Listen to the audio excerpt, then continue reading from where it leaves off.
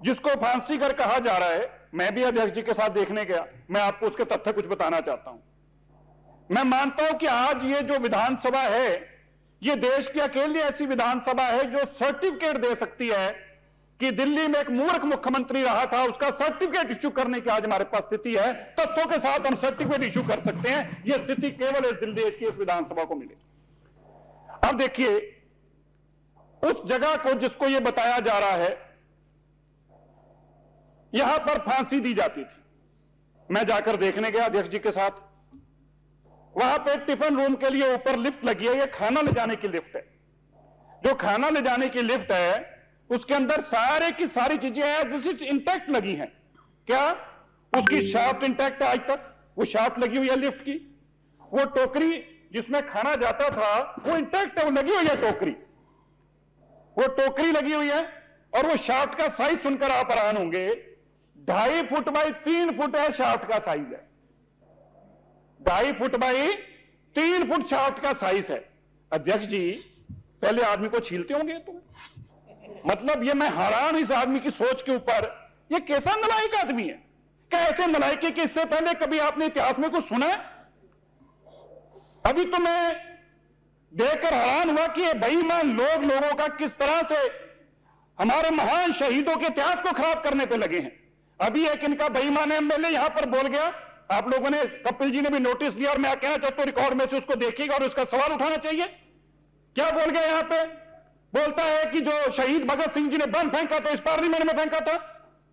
आप इतने इस कदर अपने झूठे बेईमान नेता को सच साबित करने के लिए, जो 1929 के अंदर बम फेंका गया, 1927 के अंदर यहां पर पार्लियामेंट नहीं थी, तो क्या इनका यह कहना है कि शहीद भगत सिंह इस खाली जगह पे आके बम फेंकते हैं? ये इतने नकली लोग हैं, ये इतने बेईमान लोग हैं और इनकी बेईमानी की कोई सीमाएं नहीं बचती। अब देखिए, अब देखिए 1927 में यहां से पार्लियामेंट बदल गया। इस पार्लियामेंट के अंदर, इस हाउस में विट्ठल भाई पटेल जी भी रहे स्पीकर। अब इन नालायकों का यह मानना है कि भी जो 75 साल तक कोई ना बोला, अरविंद केजरीवाल को सोए को याद आ गया। ना विट्ठल भाई पटेल बोले कि भाई आप हमारी पार्लियामेंट में फांसी किसको कैसे दे सकते हैं।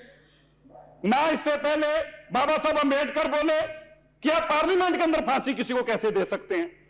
कोई ना बोला। कौन बोला? जो देश का सबसे बड़ा ठग, शराब घोटाले का जेल गया हुआ, किताब घोटाले में जेल गया हुआ, बिजली घोटाले में जेल गया हुआ, जेल का फ्रॉड आदमी वो आके याद करा रहा। बताइए इतिहास। और सबसे बड़ी बात, देश के अंदर हमारे जितने भी शहीद हुए उन सबका रिकॉर्डेड हिस्ट्री है। आर्काइव्स के अंदर उस वक्त के रोजनामचे छपते थे।